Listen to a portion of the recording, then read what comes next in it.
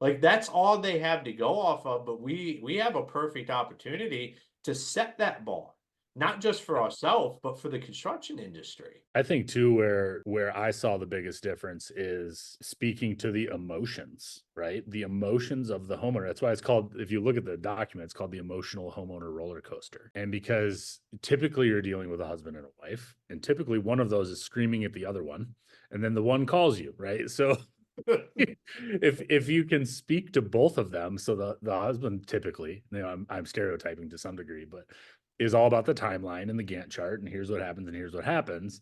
And she just wants to know when it's gonna be done, how happy I'm gonna be, and how I'm gonna feel throughout the project. And I think if you can handle both of those things holistically, everything is so much smoother.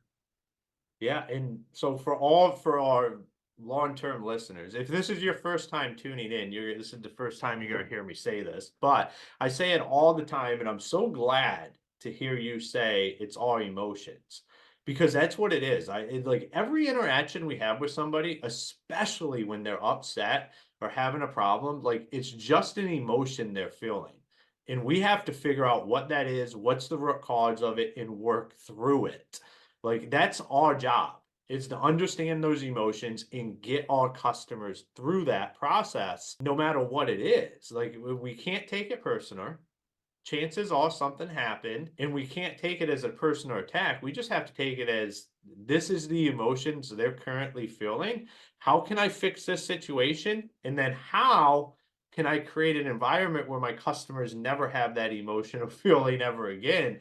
And I have to deal with that. So I love your perspective on this because I don't have a lot of guys come on here and talk about that it's just true emotions. Like, how do we, like, that's the root of communication and fixing it is understanding whether it's customers, employees, family members, anything you're dealing with, these are just emotions. And if we can understand how to control that and create the outcomes we want, it's magical. Yeah, yeah, it's if you read my book, so the book's $1 million Flip Flops, Peace, Prosperity, and the Courage to Change Course in Life and Business. And the waves method, which is at the heart of that, and that whole system came out of my time in new homes where I found myself at the lowest point of my life. And we can talk about that, but um it's the V in waves is values. And I always liken it to, a lot of people have heard of the five love languages.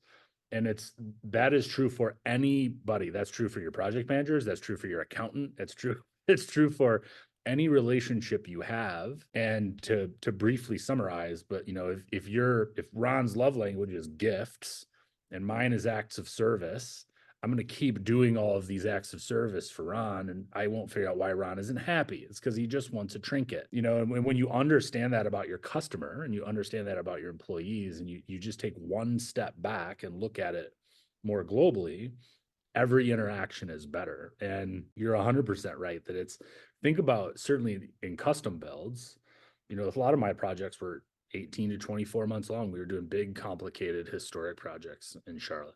And what happens in 2 years? What's happened in the last 2 years for you? What's happened in the last 2 years for me?